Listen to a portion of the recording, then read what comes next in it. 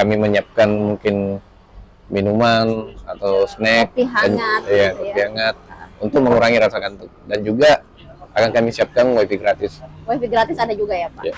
Tetap berhati-hati, lengkapi surat-surat kendaraan Anda, tetap patuhi aturan lalu lintas yang ada, dan juga melihat cuaca. Ketika cuaca kurang memungkinkan untuk kita melaksanakan perjalanan, sebaiknya ditunda dulu. Jadi kami mengimbau untuk pelaksanaan malam tahun baru nanti sebaiknya dilaksanakan di rumah masing-masing ataupun di beberapa titik di desa-desa ataupun kecamatan. Jangan difokuskan satu titik karena itu akan menimbulkan kemacetan dan juga rawan kecelakaan. Halo, assalamualaikum warahmatullahi wabarakatuh, dan selamat pagi Sobat Mamuju Tengah dimanapun Anda berada. Jumpa lagi bersama kami di Mateng TV dalam program Mateng Berbicara bersama saya Arinil Hidayah. Saat ini kita sudah di penghujung akhir tahun 2024 di mana mobilitas kendaraan transportasi juga semakin tinggi, dan untuk mengantisipasi itu tentu ada lembaga yang berwenang dalam hal ini. Sudah hadir bersama kami Pak Kasat Lantas dari Polres Mamuju Tengah, Bapak Muhammad Ilyas. Bagaimana Pak hari ini? Alhamdulillah kabar kami baik. Oke, dalam penanganan arus lalu lintas yang semakin tinggi ya Pak di penghujung akhir tahun ini, di mana ada perayaan Natal nantinya, kemudian tahun baru juga, di mana masyarakat pasti ada yang merayakan Natal, kemudian ada juga yang mudik begitu untuk merayakan akhir tahun, di mana bersama keluarga ke beberapa wisata begitu. Tentu arus mudik atau arus kendaraan juga semakin tinggi. Nah, dari Polres Mamuju Tengah sendiri bagaimana menangani antisipasi tersebut? Jadi upaya yang kami lakukan selama dalam operasi Lilin Marano 2024, kami ada 5 posko, yaitu pos yang 1 di Kecamatan Tobada di Tugu Benteng, yang 4 lainnya pos PAM.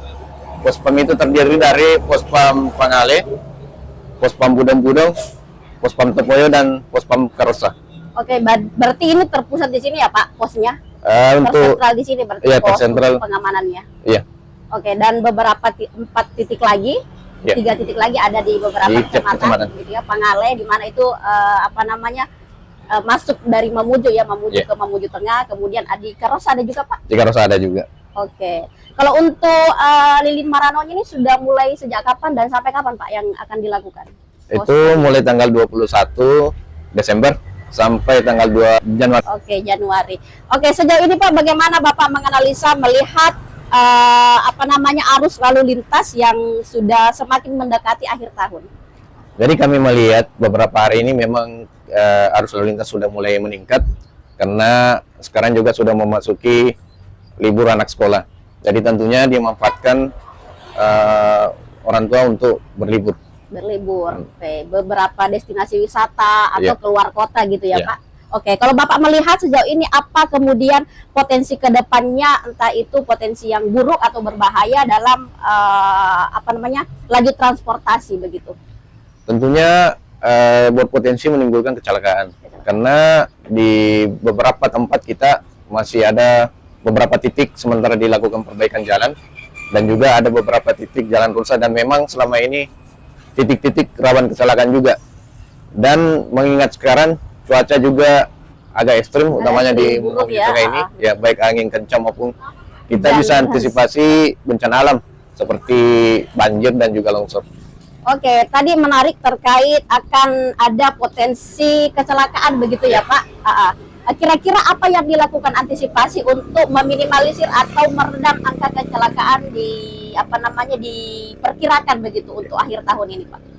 Jadi upaya yang kami lakukan selain melaksanakan sosialisasi, juga mengecek kembali titik-titik yang rawan kecelakaan itu, untuk kami memberikan atau memasang rambu peringatan.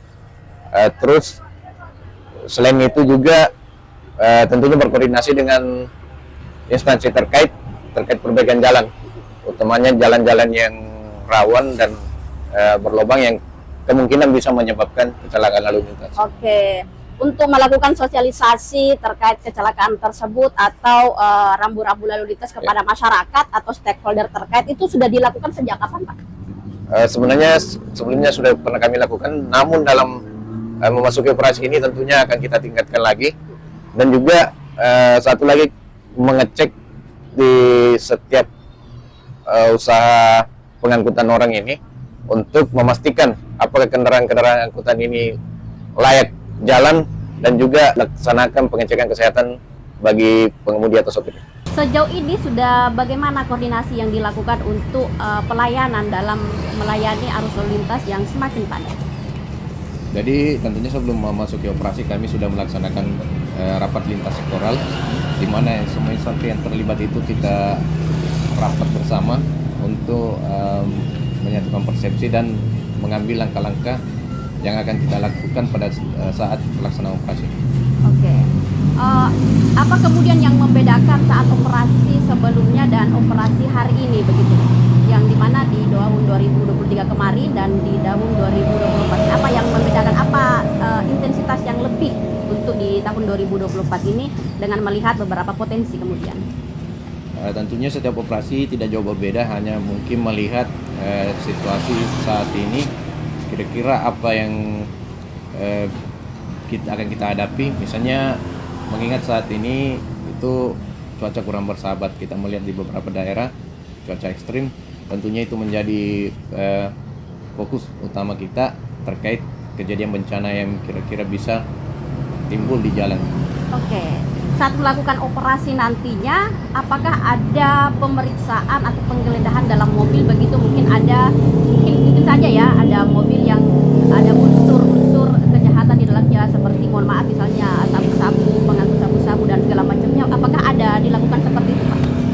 Nah, tentunya apabila ada yang kita curigai, pastinya kita laksanakan penegakan hukum. Oke. Nah, untuk pelayanan di beberapa posko ini, dan ini adalah posko induk, apa yang disediakan Pak dalam posko ini begitu?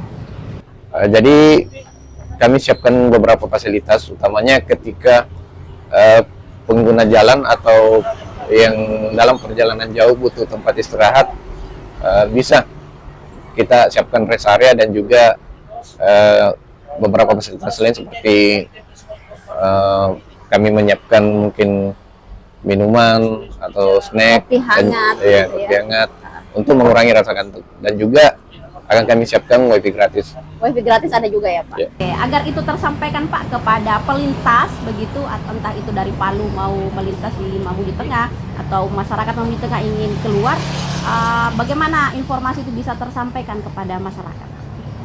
Kami bisa menyampaikan informasi tersebut melalui sosial media, membuat postingan-postingan, dan juga sosialisasi melalui grup-grup WA, tentunya dengan pamflet ataupun selebaran yang sudah kita bikin supaya bisa dilihat dan juga dimonitor oleh masyarakat.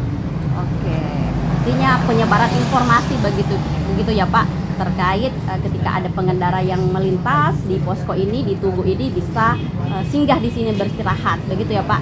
Oke, kira-kira Pak, dari beberapa kecamatan yang ada di Mamuju Tengah dan sudah menyiapkan beberapa posko, kira-kira berpotensi buruk atau membahayakan ke depan itu ada di kecamatan mana Pak? Atau ada di perbatasan mana? Mungkin Karosa yang perbatasan dari Pasangkayu atau bagaimana?